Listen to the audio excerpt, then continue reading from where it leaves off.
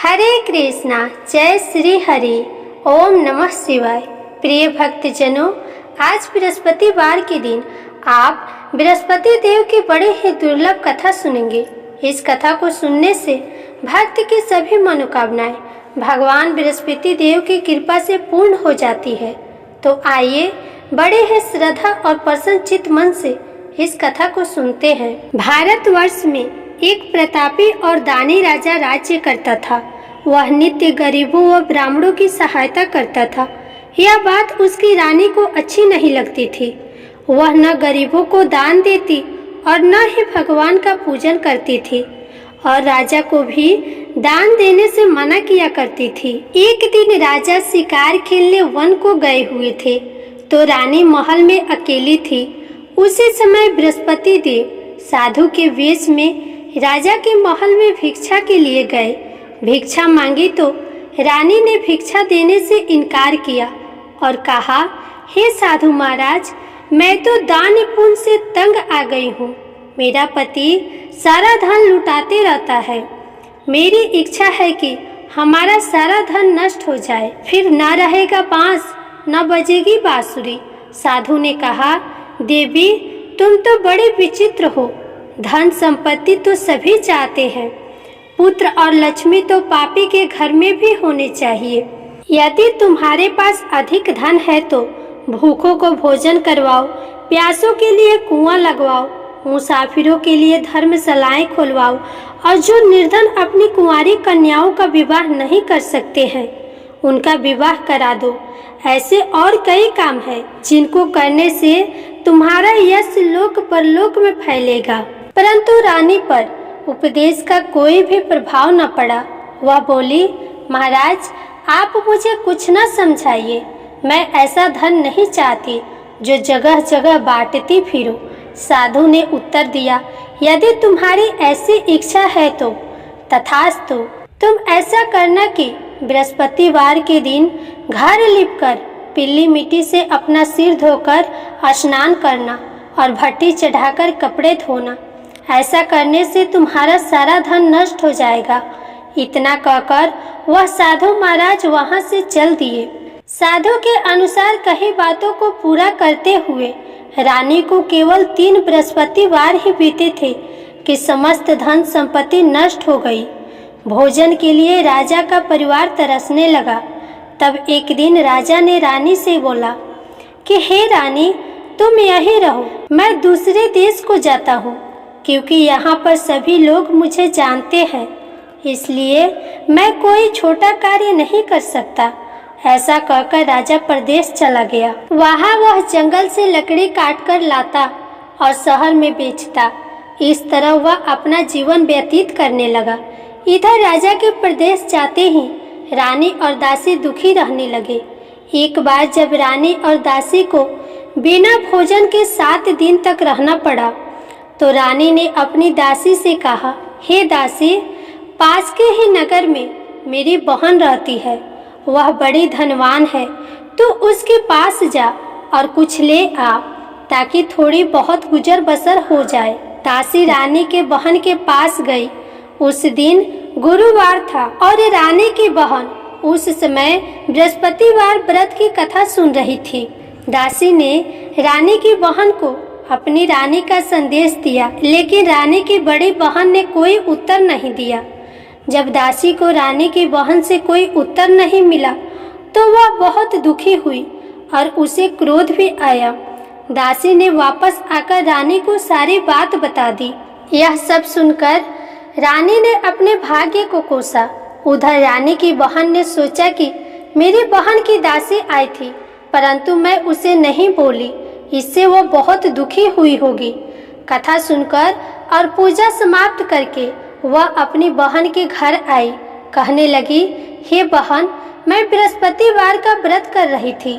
तुम्हारी दासी मेरे घर आई थी परंतु जब तक कथा होती है तब तक न उठते हैं और न ही बोलते हैं, इसलिए मैं कुछ नहीं बोली। कहो दासी क्यों आई थी? रानी बोली, बहन तुमसे क्या छुपाऊं, हमारे घर में खाने तक का अनाज नहीं है। ऐसा कहते कहते रानी की आंखों में आंसू भर आए। उसने दासी समेत पिछले 7 दिनों तक की भूखे रहने की बात अपनी बहन को विस्तार पूर्वक सुना दी। रानी की बहन बोली, देखो बहन, भगवान बृहस्पति देव सभी की मनोकामनाओं को पूर्ण करते हैं। देखो, शायद तुम्हारे घर में अनाज रखा हो। पहले तो रानी को विश्वास नहीं हुआ, पर बहन के आग्रह करने पर उसने अपनी दासी को अंदर भेजा तो उसे सचमुच अनाज से भरा एक घड़ा मिला। ये देखकर दासी को बड़ी हैरानी हुई। दासी रानी से कहने लगी, हे रानी, जब हमको भोजन नहीं मिलता तो हम व्रत ही तो करते हैं, इसलिए क्यों न इनसे व्रत और कथा की विधि पूछ ली जाए ताकि हम भी व्रत कर सके। तब रानी ने अपनी बहन से बृहस्पतिवार व्रत के बारे में पूछा। उसकी बहन ने बताया, बृहस्पतिवार के व्रत में चने की दाल और मुनक्का से भगवान विष्णु का केले की जड़ में पूजन करें तथा दीपक जलाएं, व्रत कथा सुने और पीला भोजन ही करें। इससे बृहस्पति देव प्रसन्न होते हैं। व्रत और पूजन विधि बताकर रानी की बहन अपने घर को लौट गई। 7 दिन के बाद जब गुरुवार आया तो रानी और दासी ने व्रत रखा। घोड़शाला में जाकर चना और गुड़ लेकर आई, फिर उससे केले की जड़ तथा विष्णु भगवान का पूजन किया। अब पीला भोजन कहाँ से आए, इस बात को लेकर दोनों बहुत दुखी थी।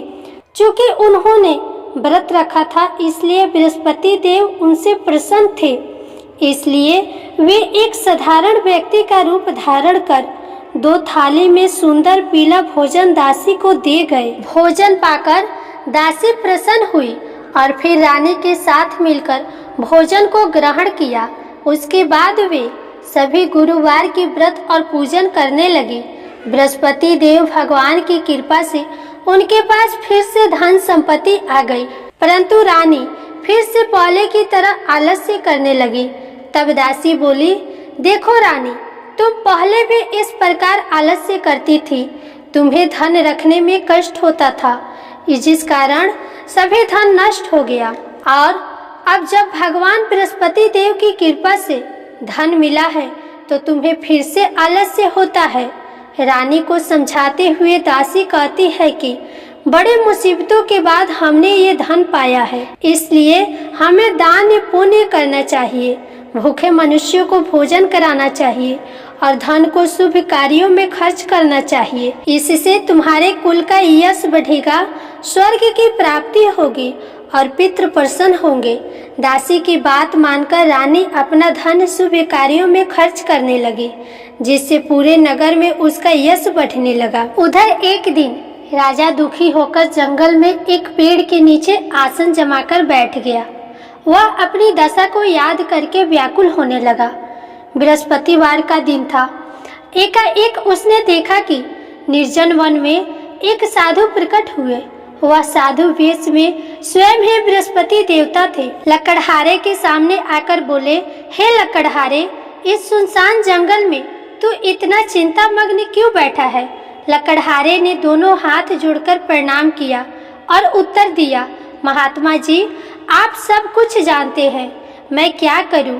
कहकर रोने लगा और साधु को अपनी आत्मकथा सुनाई। महात्मा जी ने कहा, तुम्हारी स्त्री ने बृहस्पतिवार के दिन बृहस्पति भगवान का निरादर किया है, जिसके कारण रुष्ट होकर उन्होंने तुम्हारी ये दशा कर दी। अब तुम चिंता को दूर करके मेरे कहने पे चलो तो तुम्हारे सारे कष्ट दूर हो जाएंगे और भगवान पहले से भी अधिक संपत्ति देंगे। तुम बृहस्पतिवार के दिन कथा किया करो, 2 पैसे की चने मुनक्का लाकर उसका प्रसाद बनाओ और शुद्ध जल से लोटे में शक्कर मिलाकर अमृत तैयार करो तथा कथा के पश्चात अपने सारे परिवार और सुनने वाले प्रेमियों में अमृत व प्रसाद बांटकर खुद भी ग्रहण करो। ऐसा करने से भगवान तुम्हारी सब मनोकामनाएं पूरी करेंगे। साधु के ऐसा वचन सुनकर लकड़हारा बोला, हे प्रभु, मुझे लकड़ी बेचकर इतना पैसा नहीं मिलता जिससे भोजन के उपरांत कुछ बचा सकूं। मैंने रात्रि में अपनी स्त्री को व्याकुल देखा है, मेरे पास कुछ भी नहीं जिससे मैं उसकी खबर मंगा सकूं। साधु ने कहा, हे लकड़हारे, तुम किसी बात की चिंता मत करो। बृहस्पतिवार के दिन तुम रोजाना की तरह लकड़ियां लेकर शहर को जाओ। तुमको रोज से दुगुना धन प्राप्त होगा, जिससे तुम भली भांति भोजन कर लोगे और बृहस्पति देव की पूजा का सामान भी हो जाएगा। इतना कहकर साधु महाराज अंतर ध्यान हो गए। धीरे धीरे समय व्यतीत होने पर फिर वह बृहस्पतिवार का दिन आया। लकड़हारा जंगल से लकड़ी काट कर किसी शहर में बेचने गया। उसे उस दिन और दिन से अधिक पैसा मिला। राजा ने चना और गुड़ आदि लाकर गुरुवार का व्रत किया। उस दिन से उसके सभी क्लेश दूर हो गए। परंतु जब दोबारा बृहस्पतिवार का दिन आया तो बृहस्पतिवार का व्रत करना भूल गया, जिसके कारण बृहस्पति भगवान नाराज हो गए। उस दिन उस नगर के राजा ने विशाल यज्ञ का आयोजन किया था तथा शहर में यह घोषणा करा दी कि कोई भी मनुष्य अपने घर में भोजन न बनाए और न आग जलाए। समस्त जनता मेरे यहाँ भोजन करने आए। इस आज्ञा को जो न मानेगा उसे फांसी की सजा दी जाएगी। इस प्रकार की घोषणा संपूर्ण नगर में करवा दी गई। राजा की आज्ञा के अनुसार शहर के सभी लोग भोजन करने गए, लेकिन लकड़हारा कुछ देर से पहुंचा। इसलिए राजा उसको अपने साथ घर लेकर गए और घर ले जाकर भोजन करा रहे थे तो रानी की दृष्टि उस खूंटी पर पड़ी जिस पर उनका हार लटका हुआ था। वहां पर वह हार दिखाई नहीं दिया। रानी ने निश्चय किया कि मेरा हार इस मनुष्य ने चुरा लिया है। उसी समय सिपाहियों को बुलवाकर उसको कारागार में डलवा दिया गया। जब लकड़हारा कारागार में पड़ गया और बहुत दुखी होकर विचार करने लगा कि न जाने कौन से पूर्व जन्म के कर्म से मुझे यह दुख प्राप्त हुआ है, और उसी साधु को याद करने लगा जो कि जंगल में मिला था। उसी समय तत्काल बृहस्पति देव साधु के रूप में प्रकट हुए और उसकी दशा को देखकर कहने लगे, अरे मूर्ख, तूने बृहस्पति देव की कथा नहीं करी, जिस कारण तुम्हें यह दुख प्राप्त हुआ है। अब चिंता मत कर। बृहस्पतिवार के दिन कारागार के दरवाजे पर 4 पैसे पड़े मिलेंगे। उनसे तू बृहस्पति देव की पूजा करना, तेरे सभी कष्ट दूर हो जाएंगे। बृहस्पतिवार के दिन उसे 4 पैसे मिले। लकड़हारे ने कथा कही। उसी रात्रि को बृहस्पति देव ने उस नगर के राजा को स्वप्न में कहा, हे राजा, तुमने जिस आदमी को कारागार में बंद किया है वह निर्दोष है, उसे छोड़ देना। रानी का हार उसी खूंटी पर लटका है। अगर तू ऐसा नहीं करेगा तो मैं तेरे राज्य को नष्ट कर दूंगा। इस तरह रात्रि के स्वप्न को देखकर राजा प्रातः काल उठा और खूंटी पर हार देखकर लकड़हारे को बुलाकर क्षमा मांगी और लकड़हारे को योग्य सुंदर वस्त्र आभूषण देकर विदा कर दिया। बृहस्पति देव की आज्ञा के अनुसार लकड़हारा अपने नगर को चल दिया। राजा जब अपने नगर के निकट पहुंचा तो उसे बड़ा आश्चर्य हुआ। नगर में पहले से अधिक बाग, तालाब, कुएं तथा बहुत सी धर्मशालाएं, मंदिर आदि बन गई है। राजा ने पूछा, यह किसका बाग और धर्मशाला है? तब नगर के सब लोग कहने लगे, यह सब रानी और बंदी के हैं। तो राजा को आश्चर्य हुआ और गुस्सा भी आया।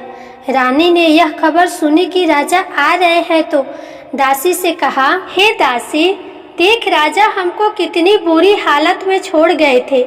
हमारी ऐसी हालत देखकर वह लौट न जाए, इसलिए तू दरवाजे पर खड़ी हो जा।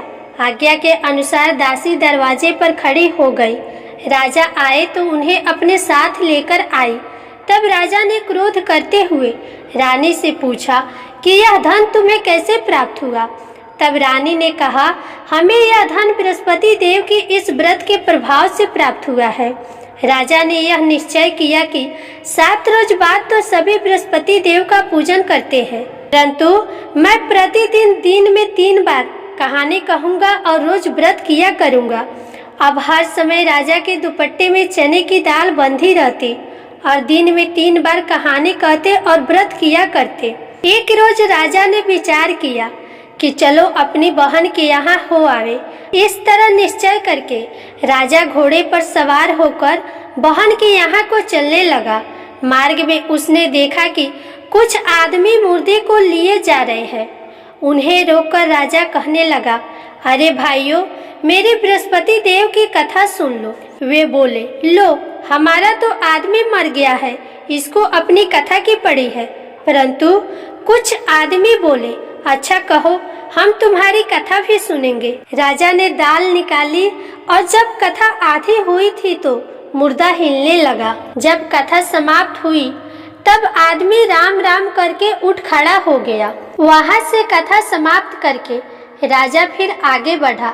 आगे मार्ग में उसे एक किसान खेत में हल चलाता मिला तो राजा ने उसे देखकर बोला, अरे भैया, तुम मेरे बृहस्पतिवार की कथा सुन लो।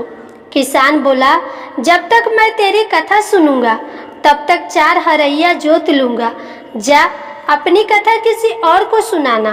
तब राजा आगे चलने लगा। राजा के हटते ही बैल पछाड़ खाके गिर गए और किसान के पेट में बड़े जोर का दर्द होने लगा। उस समय उसकी माँ रोटी लेकर आई और उसने जब यह देखा तो बेटे से सब हाल पूछा और बेटे ने सभी हाल कह दिया। तो बुढ़िया माई दौड़ी दौड़ी राजा के पास गई और बोली कि मैं तेरी कथा सुनूंगी, तू अपनी कथा मेरे खेत पर चलकर कहना। राजा ने बुढ़िया के खेत पर जाकर कथा कही, जिससे कि वह बैल उठकर खड़े हुए और किसान की पेट का दर्द भी खत्म हो गया। राजा अपनी बहन के घर पहुंचा। बहन ने भाई की खूब मेहमानी की।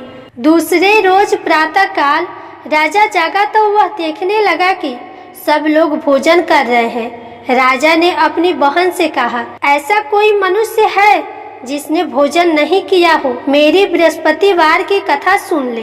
राजा की बहन ने कहा, हे भैया, यह देश ऐसा है जहाँ की पहले लोग भोजन करते हैं, बाद में कोई अन्य काम करते हैं। अगर कोई पड़ोस में हो तो देख आऊं। वह ऐसा कहकर देखने चली गई, परंतु उसे कोई ऐसा व्यक्ति नहीं मिला जिसे भोजन न किया। अतः वह एक कुम्हार के घर गई जिसका लड़का बीमार था। उसे मालूम हुआ कि उनके यहाँ 3 रोज से किसी ने भोजन नहीं किया है। रानी ने अपने भाई की कथा सुनने के लिए कुम्हार से कहा तो कुम्हार तैयार हो गया।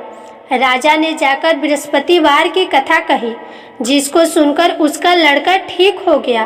अब तो राजा की प्रशंसा होने लगी। एक रोज राजा ने अपनी बहन से कहा, हे बहन, हम अपने घर को जाएंगे, तुम भी तैयार हो जाओ। राजा की बहन ने अपनी सास से कहा तो सास ने कहा, हाँ चली जा, परंतु अपने लड़कों को मत ले जाना, क्योंकि तेरे भाई के कोई औलाद नहीं। बहन ने अपने भाई से कहा, हे भैया, मैं तो चलूंगी, पर कोई बालक नहीं चलेगा। तो राजा बोला, जब कोई बालक नहीं चलेगा तो तुम ही अकेले जाकर क्या करोगी? राजा बड़े दुखी मन से अपने नगर को लौट आया। राजा ने अपनी रानी से कहा, हम निर्वंशी हैं, हमारा मुंह देखने का धर्म नहीं है और कुछ भोजन आदि नहीं किया है। रानी बोली, हे प्रभु, बृहस्पति देव ने हमें सब कुछ दिया है, वह हमें औलाद अवश्य देंगे। उसी रात को बृहस्पति देव ने राजा से स्वप्न में कहा, हे राजा, उठो, सभी सोच त्याग दो, तेरी रानी गर्भ से है। राजा को यह बात सुनकर बड़ी खुशी हुई। 9वें महीने में उसके गर्भ से एक सुंदर पुत्र का जन्म हुआ। तब राजा बोला, हे रानी, स्त्री बिना भोजन के रह सकती है, पर बिना कहे नहीं रह सकती। जब मेरी बहन आएगी तो तुम उससे कुछ मत कहना। रानी ने बात सुनकर हाँ कर दिया। जब राजा की बहन ने यह शुभ समाचार सुना तो वह खुश हुई और बधाई लेकर अपने भाई के यहाँ आई। तो रानी ने कहा, घोड़ा चढ़कर तो नहीं आई है, गधा चढ़कर भी नहीं आई है। राजा की बहन बोली, भाभी, मैं इस प्रकार न कहती तो तुम्हें औलाद कैसे मिलता? प्रेम से बोलिए बृहस्पति देव भगवान की जय। बृहस्पति देव ऐसे ही हैं, जैसे जिसकी मनोकामनाएं हैं सभी को पूर्ण करते हैं। जो सत्य भावना पूर्वक बृहस्पतिवार का व्रत करता है, कथा पढ़ता है एवं सुनता है, दूसरों को सुनाता है, बृहस्पति देव उनकी सभी मनोकामनाएं पूर्ण करते हैं। बृहस्पति देव उनकी सदैव रक्षा करते हैं। जो संसार में सत्य भावना और सच्चे हृदय से बृहस्पति देव का पूजन करते हैं, उनकी सभी मनोकामनाएं उसी प्रकार पूर्ण होती है। जैसे राजा और रानी ने बृहस्पति देव की कथा का गुणगान किया, उनकी सभी इच्छाएं बृहस्पति देव ने पूर्ण की। मनुष्य को हृदय से उनका मनन करते हुए जयकारा करना चाहिए। तो प्रेम से बोलिए बृहस्पति देव भगवान की जय, विष्णु भगवान की जय, समस्त देवी देवता की जय। अब आप सुनिए बृहस्पति देव की आरती। ओम जय बृहस्पति देवा, जय बृहस्पति देवा, छिन छिन भोग लगाऊं कदली फल मेवा। ओम जय बृहस्पति देवा, जय बृहस्पति देवा, तुम पूर्ण परमात्मा, तुम अंतर्यामी, जगत पिता जगदीश्वर, तुम सबके स्वामी। ओम जय बृहस्पति देवा, जय बृहस्पति देवा, चरणामृत निज निर्मल सब पातक हरता, सकल मनोरथ दायक कृपा करो भरता। ओम जय बृहस्पति देवा, जय बृहस्पति देवा, तन मन धन अर्पण कर जो जन शरण पड़े, प्रभु पर कट तब होकर आकर द्वार खड़े। जय बृहस्पति देवा, ओम जय बृहस्पति देवा, दीन दयाल दयानिधि भक्तन हितकारी, पाप दोष सब हरता भव बंधन हारी। ओम जय बृहस्पति देवा, जय बृहस्पति देवा, सकल मनोरथ दायक सब संशय तारो, विषय विकार मिटाओ संतन सुखकारी। ओम जय बृहस्पति देवा, जय बृहस्पति देवा, जो कोई आरती तेरी प्रेम सहित गावे, ज्येष्ठ आनंद बंद सो निश्चय पावे। ओम जय बृहस्पति देवा, जय बृहस्पति देवा, जय बृहस्पति देवा। प्रेम से बोलिए श्री बृहस्पति भगवान की जय, विष्णु भगवान की जय।